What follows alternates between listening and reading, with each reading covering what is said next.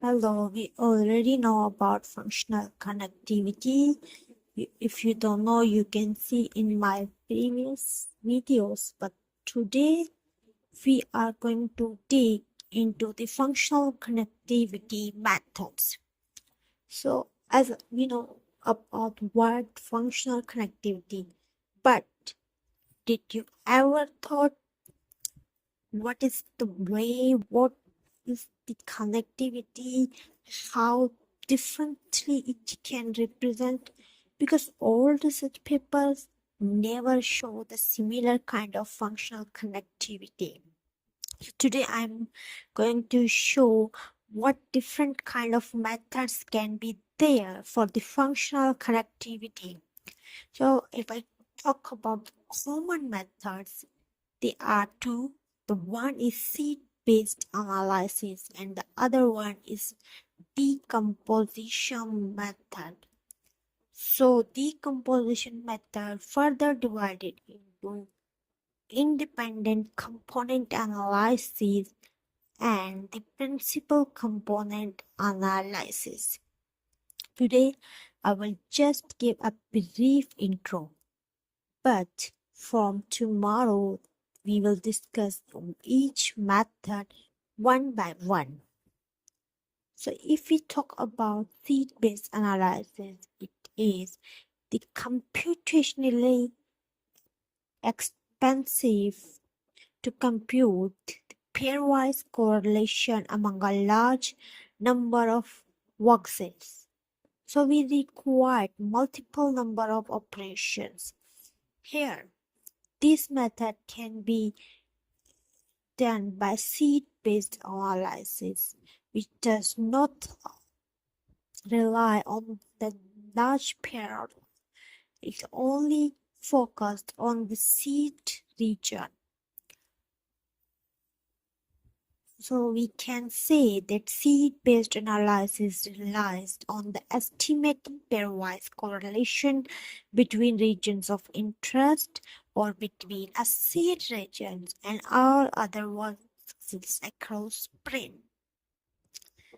To estimate correlation between ROIs, the common approach is to divide the brain volume according to anatomical templates, which called brain atlases. But although seed-based methods have straightforward interpretations, they are biased to seed selection technique and therefore should be used with caution. Then why? So we have principal component analysis and independent component analysis, which aiming to solve the issue which provided by data-driven approach to the functional connectivity.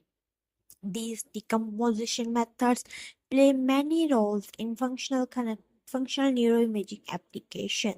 They are used in pre-processing steps to remove data artifacts and to reduce data dimensionality, and they will likely appear in at least one step of estimating functional connectivity in various populations. If we talk independently, the PCA is a common method to reduce data dimensionality while minimizing the loss of data information and maximizing the data variability. If we talk about independent component analysis or ICA, ICA aims at representing the brain data using latent representations of independent factors. Differently from PCA, the goal is to decompose the region as a product of mixing matrix and combination of spatially independent components. There are other methods for FC analysis, which is I already talked about, is graph theory, which is a big field. Usually we study FC as a brain network by computing different topological properties, including local properties and global properties. So This is the most common methods. If we summarize, we have two methods: seed-based analysis and decomposition methods. And last, we have graph theory of brain networks.